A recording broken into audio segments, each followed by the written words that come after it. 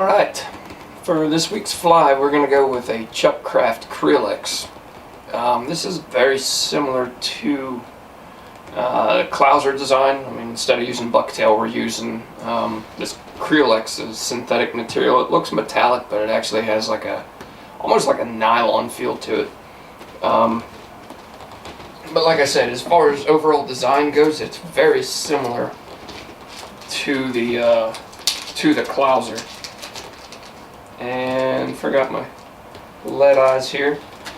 To start off on this one, I'm going to get zoomed in real quick, but to start off on this one I just have, this is a Dai-Riki 710 size 4. Let me get to where we're centered up here and straighten this hook out just slightly.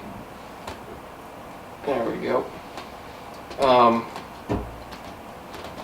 going to go ahead and just get a quick thread base down. And I'm going to leave this just short of the hook point. I don't want to go past that for reference on my actual on the actual tail. That is the one difference to where this pattern uses a distinct tail as to where the Clouser doesn't. So I'm going to bring this back, and we're going to go to about the 1/3 point on this on the hook, and that's where we're going to put our eyes at. Bring it just a little further forward there. It's closer to 1/2 than I was 1/3. Still want to inch that up just slightly. But this is one thing that I did find out after a lifetime of tying Clousers, and when I shot the video for the Clouser, I've come to find out that I've been tying it wrong this entire time. There's a reason for these eyes. I used to always tie the eyes further ahead, like you would with like a dungeon or a, kitty or something along those lines. These eyes are actually designed to be further back, and it just balances out. It kind of, instead of giving it a very distinct jigging motion, it gives you the sink, but still more of a lateral retrieve than what you would have if your weight is a lot further forward. So this gives it kind of that quick lateral dart as opposed to a jig. So I tied a Clouser wrong for about 30 years, unbeknownst to me. Still caught a lot of fish on it. Still caught a lot of fish on it. A lot of smallmouth back in the day, back in Pennsylvania. But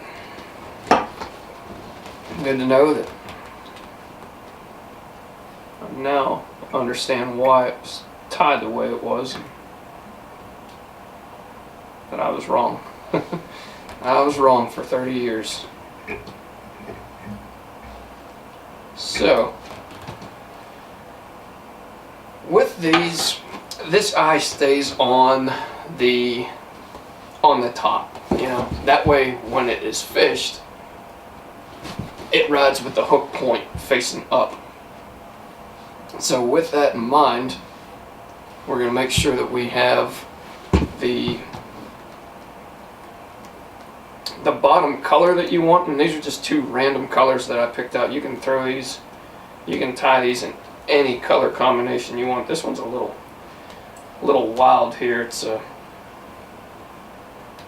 kind of really wavy here, so I'm going to try and fight through that a little bit and try not to have too much waves. I'd like for this to be as straight as possible, but if it doesn't work out, you can always wet it down, and then the second it gets in the water, I mean, it's going to straighten out. All these waves are going to disappear. But just run that real quick, just get this thing kind of damp, and then trim this off nice and flush. So I'm going to switch back to my GSP here and get this.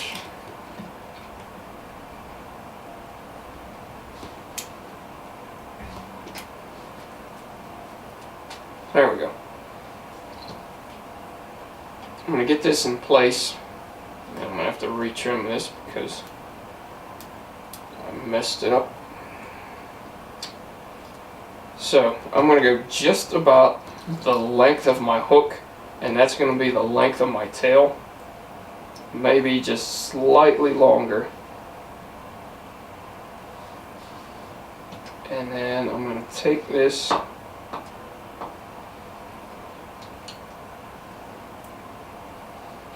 just nice loose wraps. I'm going to work my way to the back, right to the hook point. And these things are wanting to fight me a little bit. So I'm just shy of the hook point now. Let me get this out of the way. And then I'm going to make some more secure wraps all through this. Now, just to add a little bit of bulk and a little bit of taper to my front, I want to bring this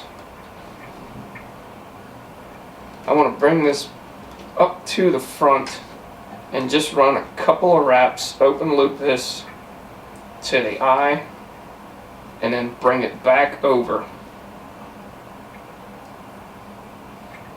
Actually, there we go. That's going to help with the overall color. Now you can see that I have that color on the bottom. It just gives me a little bit more flash. And then I want to keep this as tight to the eye as possible. So I'm going to work right underneath this, and I'm really going to cinch that thread down to where it's just going to be right in front of this eye. And then I'm going to work my way back.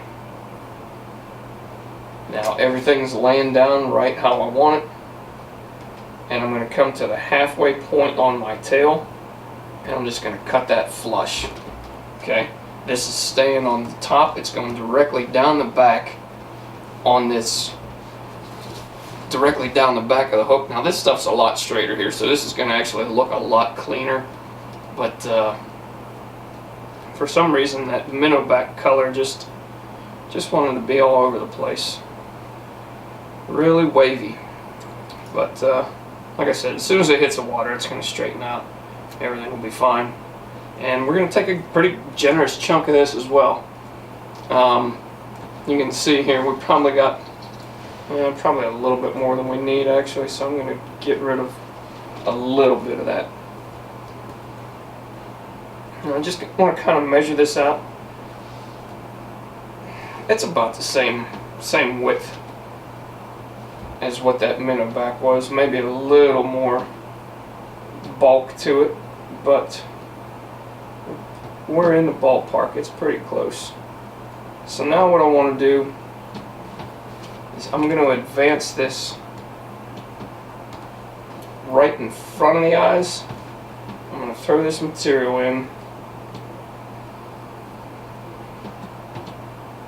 Get 1-2 loose wraps and then secure them all the way up to the eye.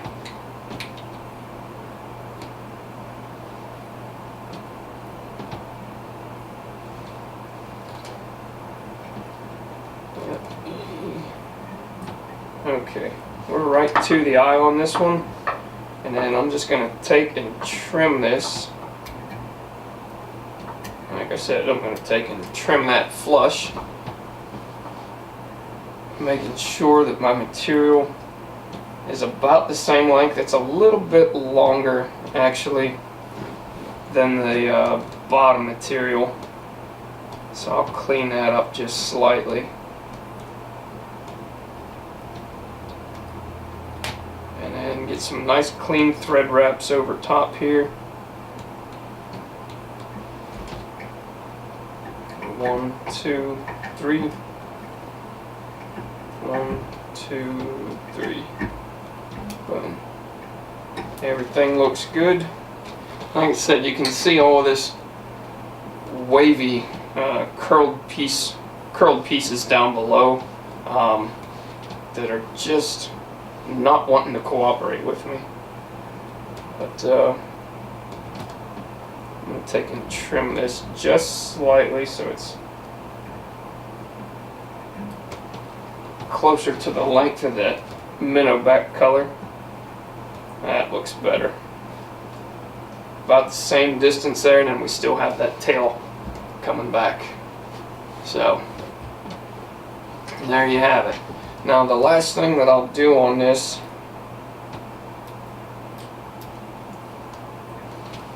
is we're going to take and just touch this thread up a little bit with some green. That way the thread kind of disappears on us.